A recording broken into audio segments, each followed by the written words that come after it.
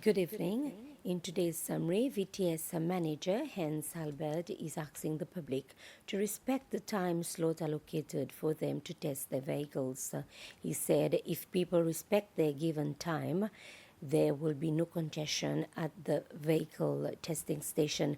Mr. Albert says they are very flexible. However, there have been instances whereby drivers were unable to test their vehicles due to lateness.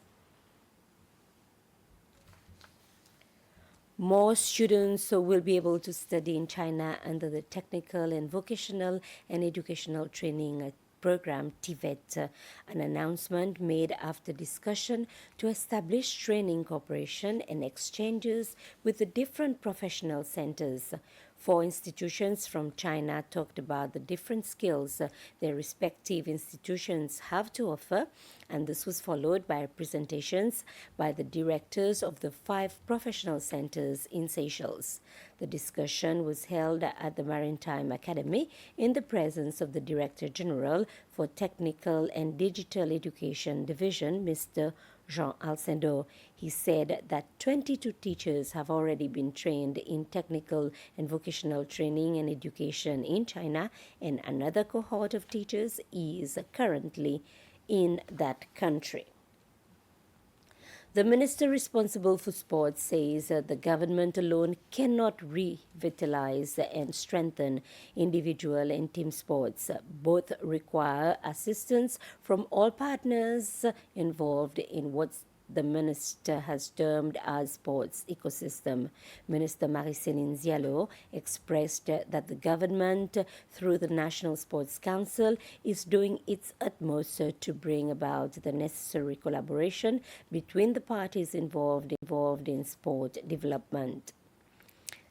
She was speaking during question time session in the National Assembly yesterday, and she also outlined the details of payments made to athletes who received medals in the last Indian Ocean Island Games held in Madagascar. Coaches and managers have also been rewarded.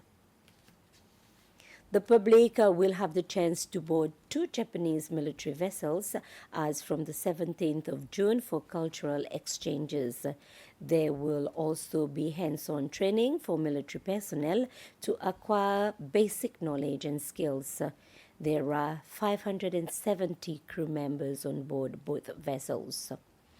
Second secretary from the Japanese Embassy of Seychelles, Ishuku Tomataka, said that during their time in Seychelles, the crew will be participating in various cultural activities.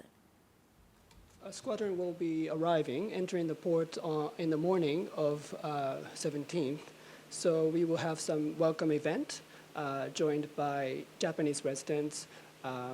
There's a alumni association of Japan and Seychelles who joined the JICA programs before, so some of the members of the association will come. And also we have deaf school that we financially supported in the past, and there are some students who will be joining the occasion. And of course, Seychelles Coast Guard and then Port Authority, they will be joining as well. On the following day, 18th, it's a national holiday, but we are going to have an open day. The ships will be open to public from 10 o'clock until 11:30 in the morning. Meanwhile, thanks to the support of the National Celebrations Committee, our commander will be attending the flag raising ceremony in the morning. In the following day, on the 19th, Wednesday, we're going to have public events. We're going to have a musical performance starting from our Japanese drums, and also martial arts demonstration, kendo and judo. That is also joined by Seychelles Judo Federation. So it's a kind of a cultural exchange program. And the last item is our brass band concert, which will be held at the National Museum.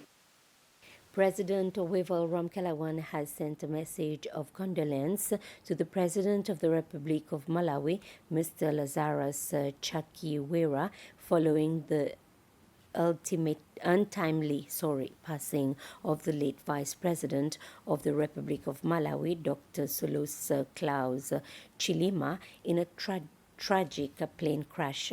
9 other passengers also perished in the crash, which occurred on Monday.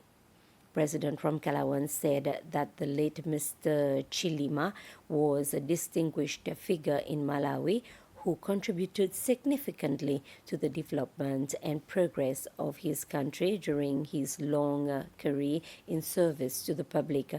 The president said that we stand in solidarity with the government and the people of Malawi in this moment of grief. Meanwhile, the remains of the Malawi's vice president and others killed in the plane crash were flown back to the capital yesterday. That was the news summary. Good evening.